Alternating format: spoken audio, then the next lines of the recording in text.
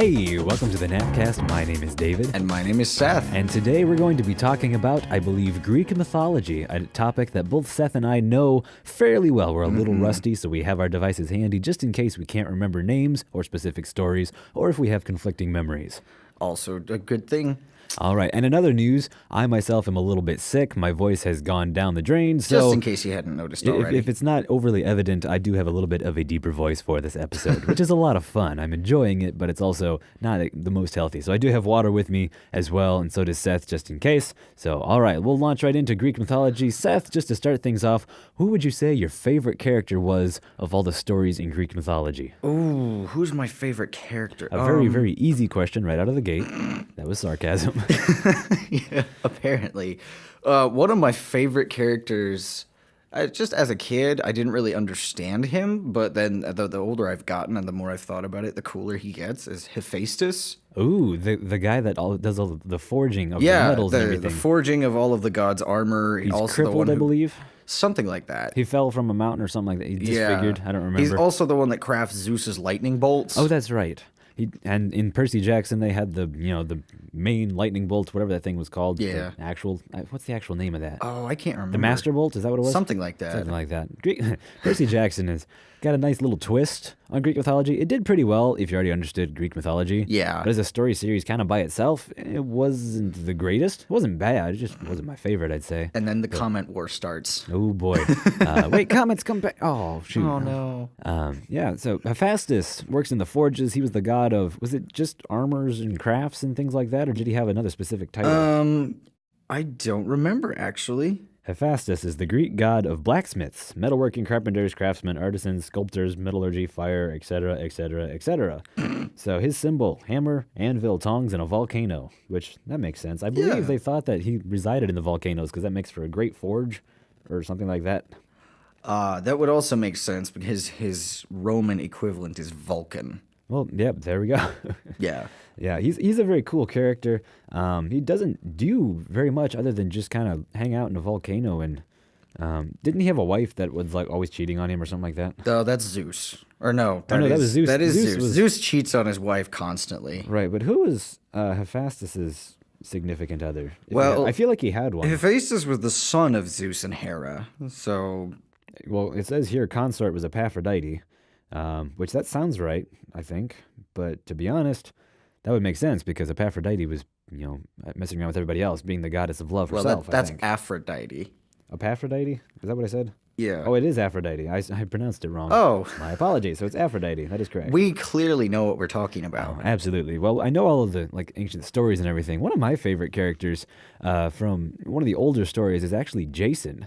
Really? Jason and the Argonauts, They had that whole adventure where they were on the ship to Argo, and they went through all these obstacles and trials and everything. It's almost like a short version of the Odyssey. It kind of is, actually. I feel like don't they mention Jason and the Argonauts in the Odyssey somewhere? Yes. Isn't that brought up? I believe Homer referenced it. I don't remember. I did read the Odyssey just last year, which that was a fun read. I enjoyed the book. It was kind of a long It's great. read. It's very long, but it is good. It was definitely an easier read than Paradise Lost. Oh. Let's not go there. That might be a different episode, or it might not be. We'll see what happens. No, but in the Odyssey, I believe it was Homer. He was off stranded fighting the war, the Battle of Troy, or things like that. And then he's working his way home. And because they didn't really have good ships back then that could sail where they wanted them to go directly, they were kind of at the whim of the sea itself, the Mediterranean Sea.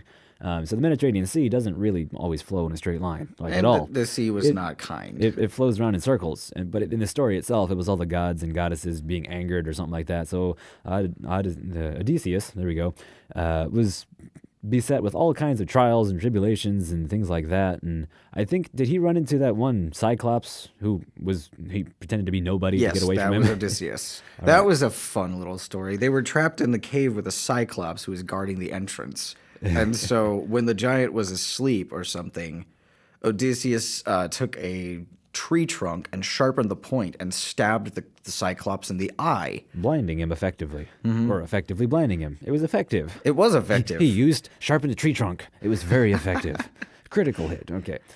I see what we did there. Okay. Anyways, so the guy was blinded. He was like, wait a minute, who attacked me? He's like, nobody. Nobody attacked me. That's right. It was nobody. And so then later when he was complaining to, I forget he was complaining to somebody, he was like, nobody attacked me and it blinded me. And like, what are you talking about? Clearly no one attacked you. That's what I said. Nobody attacked me. And no one listened to him and it was great. It's like the Abbott and Costello sketch It really we does did a remind few me of weeks that. ago. Like, who's on first? Naturally. Naturally? Naturally. We'll pick up the ball and throw it to Naturally. No, you throw the don't. ball to who? We just switched parts, didn't we? Yes, we If did. you haven't seen or heard that little mini episode or the original sketch from Abbott and Costello, you need to check that out if you get the chance. But jumping back to Greek mythology again, another story that I really enjoyed reading about was the story of Perseus. Which is actually, that's the namesake that Percy Jackson comes from. Was Perseus. He was the guy that he had to fight, I believe it was, oh shoot, I can't remember her name. The woman with all of the snake hair. Medusa. Medusa, there we go. I was really close. I was thinking the words Methuselah, and I'm like, that can't be correct. That's a completely different character from It has a similar sound, but I mean, there's an extra syllable in there or something like There's that. a few extra syllables. But he had to fight Medusa, and the way, of course, he did so was, spoiler alert if you don't already know the story, which I don't know why you wouldn't, but he had to fight this character who, the gaze of Medusa would turn you to stone. And so instead of looking at her and letting her look at him, he looked in his polished shield, used it as a mirror, and he crept up on her facing backwards and managed to cut her head off. And then, of course, the love of his life, I forget her name, was being attacked by some sea monster of some sort. And so he comes in to save the day with his winged boots that he got from Hermes or something like that. And he turns the monster to stone using the head of Medusa. He tells the love of his life, who's chained on some rocks or something, quick, avert your eyes. And then he holds up the head. And fortunately, she looks away, and the monster is turned to stone. It's interesting, actually, now that you bring up Medusa, because I have just been listening through the Harry Potter series. On audiobook, I believe. On right? audiobook, Yeah. Thanks to Audible.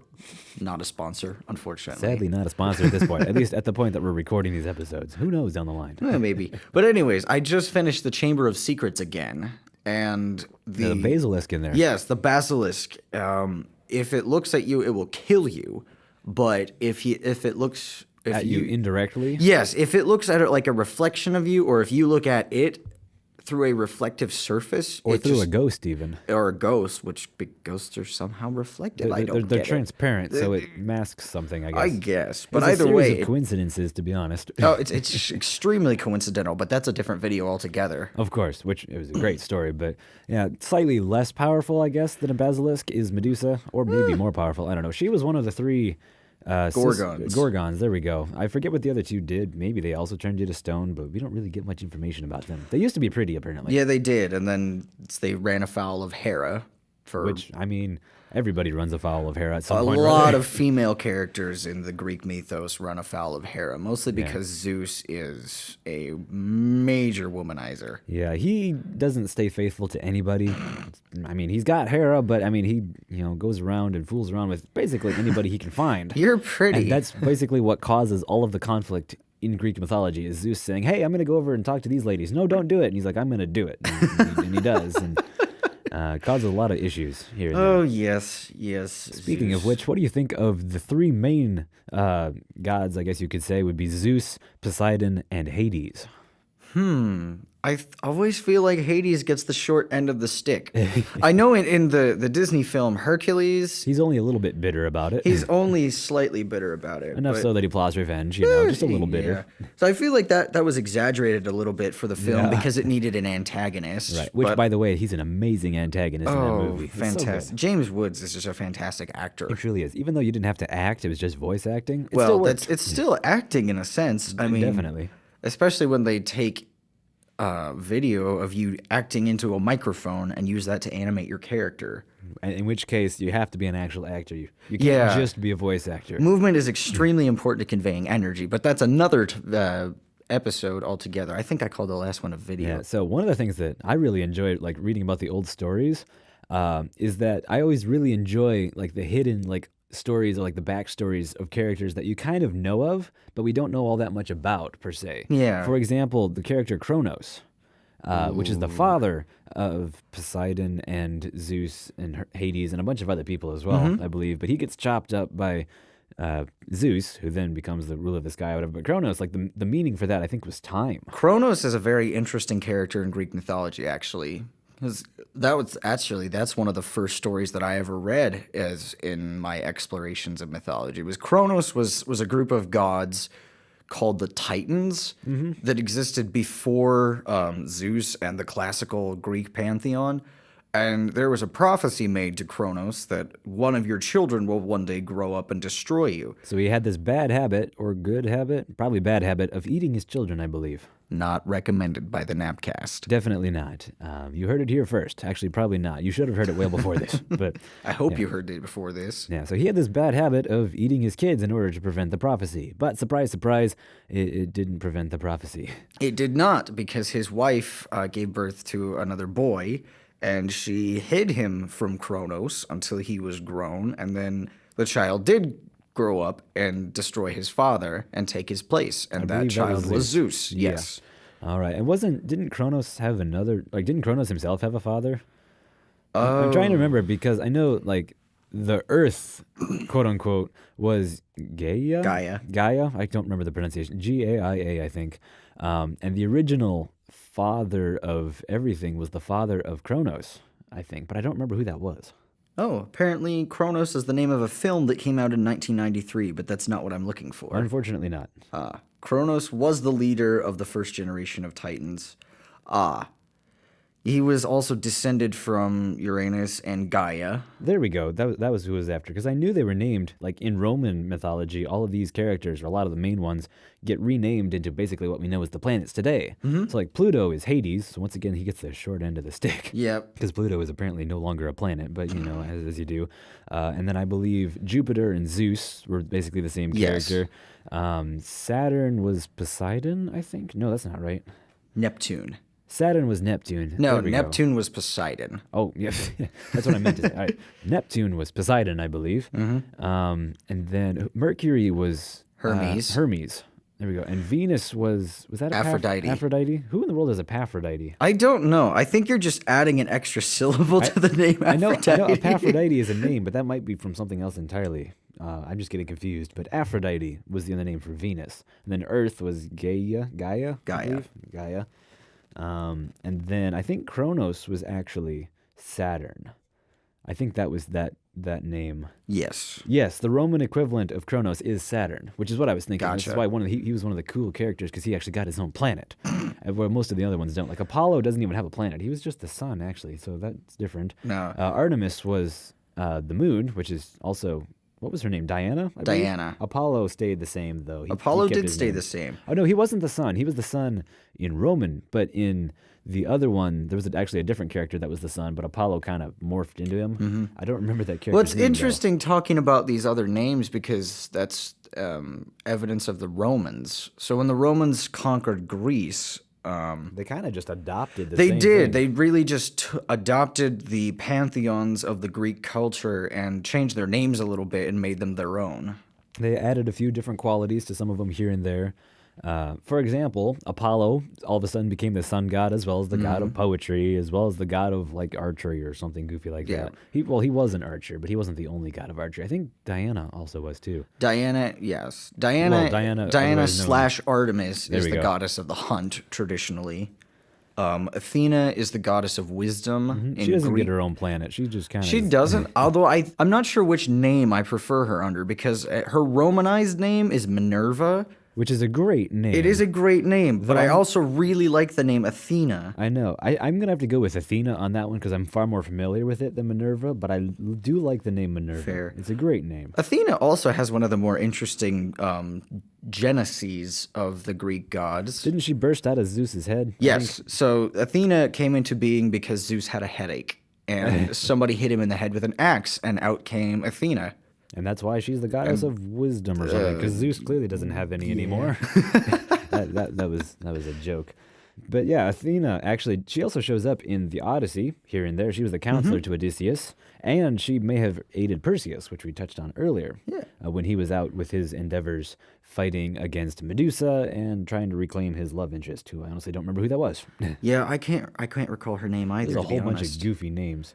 Well, if we're talking about Greek mythology, there is one story that we absolutely have to talk about, and that's Icarus. Icarus. Ah, yes, the guy who was the son of the guy who made the maze, I believe, the labyrinth. Yes. There we go. The guy who, So Daedalus was an inventor in Greek mythology. and he not only did he invent the maze, but well, he didn't put the Minotaur in it, I guess, but somebody did. Yeah, he didn't. Yeah, I think he built the maze around the Minotaur, if memory serves me. I know he built the labyrinth, and then that became a plot point in somebody else's story. That was Theseus. Yes. Who I wanted to call Perseus earlier. No, that's a different character. That is a totally different character, but they have very similar names. And then both of them were trying to escape from, I forget what the actual situation was, but they made these wings out of like wax and feathers and things like that, which, by the way, doesn't work very well. The GNAPcast does not endorse making your own wings out of feathers and wax. I mean, you can do it if you want to. You just won't be able to fly with them. And we just don't endorse such an activity. GNAPcast is not liable for any injury sustained under wax wing powered flight. No, but you got to say it epically. The GNAPcast is not liable for any such injuries sustained.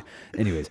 No, but then when Icarus was flying and he and Daedalus were flying away, Icarus flew too high because he was having a lot of fun with it, and his wings melted and he died in the sea. Which because the moral of the story too is close to the sun. The moral of the story is don't fly too high on your own wings. Wait, that's not right. Something goofy like that. No, but another thought that I had is that in the Percy Jackson book series, which I mean, while they're not always faithful, or oftentimes they take their own creative license on things, I think it was the fourth book in the trilogy. No, sorry, I think it was the fourth book in the first series, the original series, that touched on the labyrinth and had the plot point that Daedalus was actually still alive. Interesting. Which I'm not going to say much about that because that would spoil the specific story. So while I do want to mention some spoiler territory, spoilers ahead for Percy Jackson if you're worried about such things. Much spoilers. So, but I think it was the fourth book, they figured out that you could actually go into the labyrinth, which was like a magical labyrinth, where the sort of thing where, I mean, if you were down there, you could be down there for like 5 minutes and there'd be like 5 hours that passed up ahead. Not like a 1-to-1 ratio there, but it was something very goofy like that where Percy fell in, and then we came back out like a minute later. It was nighttime, and everyone was like, "Where'd you go?" And he's like, "Well, I just kind of fell down here, and I came right back up, and whatnot." And so then they figured out they could use the labyrinth to get around. They came across a guy whose name I think was Quintus, or something like that. Quentin. It was a Quint was the prefix in the name. You could tell that means 5, which becomes the plot point towards the end when you realize that that's actually a mechanical body for Daedalus, and that was his 5th incarnation, where he had been cheating death by making like automatons. Well, there you go. And he was moving his soul around between them or something goofy like that. I don't remember. And of course, at the end of this book, because the heroes are the main characters, they finally get this guy to go to rest, and then he gets to build overpasses down in Hades or something goofy like that. Oh, jeez. Like that was part of the story. That's towards the very end of the story, of course. But I loved the way that they had the labyrinth in there, and how they incorporated it into the plot and still had Daedalus in there. Yeah. So they tell some of the story from his point of view. Like they talked about Icarus and had Daedalus tell it, and of course it wasn't truly faithful to what actually happened, but in the story it worked very well, and I actually enjoyed reading that part of it. I liked that part of the book. All right, so we're going to go ahead and wrap things up here. So, unfortunately, my singing voice is kind of shot, so I'm going to have to sing a very low note, probably something around here, maybe an F sharp. Here, G, F, E, D. How's that for a low note? That is very low note. I cannot sing that right now. All right, well, I'm going to have to because I can't really go much higher than most of those notes. Like my voice, if I try to get up even to middle C, it's gone. It just doesn't work. Which of course I proved to Seth off microphone. So you're just gonna have to take my word for it because I don't want to try that right now. So we're gonna let's spare the listeners at home. We'll choose a random note. Seth, what are you feeling right now? I'm actually feeling an F sharp today. All right, that seems like a good note. So I'll sing the low F sharp. Do you want to sing maybe the 5th? Yeah, I can do that. Okay, so we're going to go ahead and sing that. We're going to try to sing Goodbye, and it's going to be a really low one because I'm sick, because that's how things go. So, ready? Goodbye.